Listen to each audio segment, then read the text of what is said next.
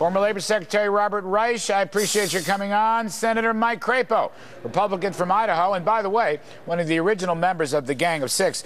Senator Crapo, is John Harwood about right, as he usually is? Let's assume the House bill passes, goes to the Senate, gets tabled, and then Senator Reid starts to maneuver.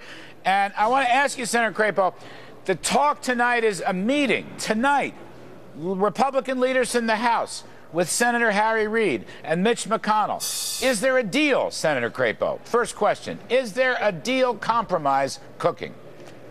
Well, first of all, I don't know if they're meeting right now, but yes, they have been talking for a number of days now, very carefully and very closely. Whether a deal is coming together, I couldn't tell you. I have not heard any news of such a deal coming together.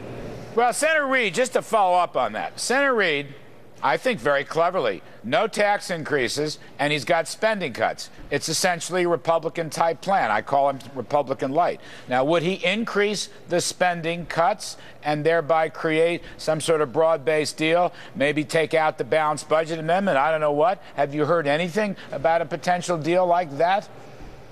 Certainly those kinds of things have been discussed, but at this point there has been no commitment to that. And one of the problems with Senator Reid's bill is that it has about $1 trillion in so-called cuts that Republicans just don't accept as being valid, and it doesn't have an enforcement mechanism, so even the remaining cuts are mostly in the out years, and you're looking at a proposal to try to increase the debt ceiling by $2.4 trillion over 15 or 18 months in return for proposed cuts of less than that over 10 years, which not many of us really believe have an enforcement mechanism behind them to become real. All right, so no enforcement mechanisms on the deficit commission, which supposedly reports at the end of the year, Robert Reich. You think these guys are on the right track or the wrong track? Well, look Larry, you said yourself that Harry Reid's bill is Republican light. It is basically what Republicans have been wanting all along. No tax increases on anybody, no tax increases on the rich.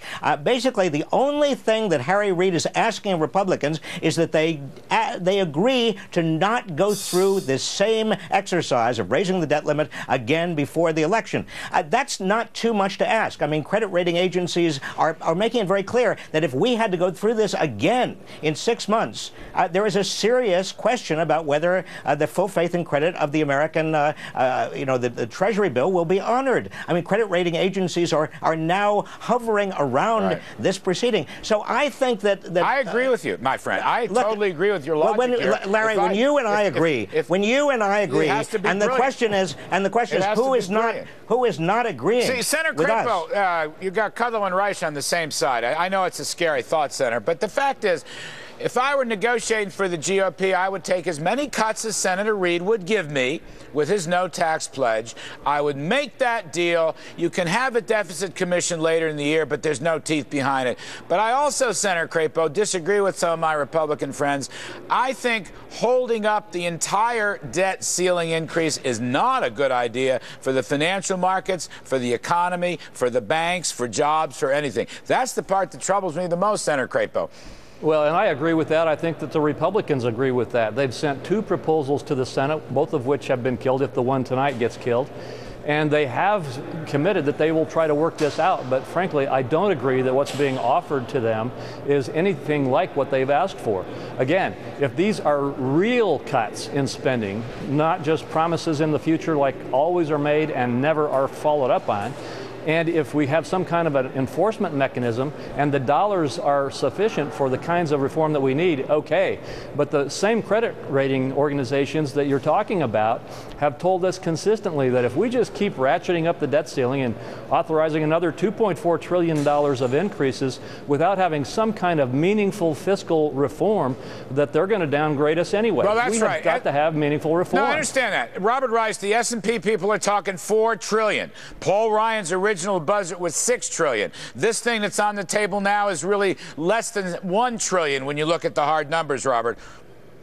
Well, you know, that is true, but S&P, I mean, they are way overstepping the boundaries of their actual authority. Right now, the debt GDP ratio, Larry, is about 71%. I mean, that's not good, but we are not in a fiscal crisis right now. There is not a budget crisis right now. The full faith and credit of the United States should not be at issue right now. The trouble, Bob, is it's on the way to 90 or 100. That's Senator Crapo. Well, it is on the way. But if we get economic growth, I mean, the thing is growth. Like, can we just agree that growth and jobs are the essence of this entire thing? Yes. If we get growth back, the debt GDP ratio begins to drop, and that's what we want. We're not going to get any growth if we continue to go through this exercise every 6 months. Senator Crapo, Bob Reich is on target here. Your group, you had much larger spending cuts, but you also had pro-growth tax reform. I'll give you the last word.